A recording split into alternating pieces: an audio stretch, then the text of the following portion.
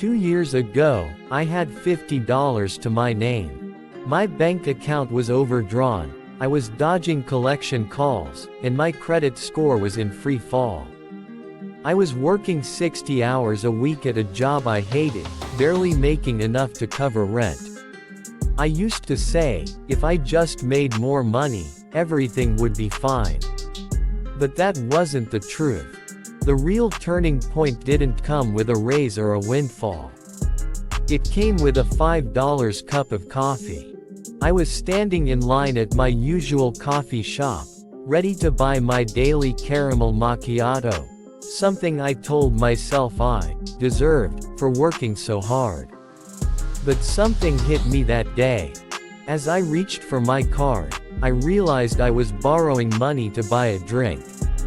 That $5 wasn't mine. It belonged to the credit card company. That simple truth hit harder than any overdraft notice. I put the coffee back. That small decision sparked a mindset shift that changed everything. I started questioning every expense. Is this worth going deeper into debt for? It wasn't just coffee. It was the subscriptions I forgot I had, the takeout meals, the impulse Amazon purchases at 2 a.m. Over the next month, I created a bare-bones budget. I tracked every dollar. I cut everything I didn't absolutely need. Not forever, just until I could breathe again. I sold a few old electronics, cleaned out my closet, and started flipping items on Facebook Marketplace. I called every creditor and negotiated payment plans. Some said yes, others didn't. But I showed up. I owned my mess. With the extra time I had from no longer scrolling shopping apps, I started learning. I read personal finance books, watched budgeting videos on YouTube, and followed creators who'd paid off massive debts. Instead of comparing myself to them, I took notes. I started treating personal finance like a game. Save more, spend smarter, grow faster.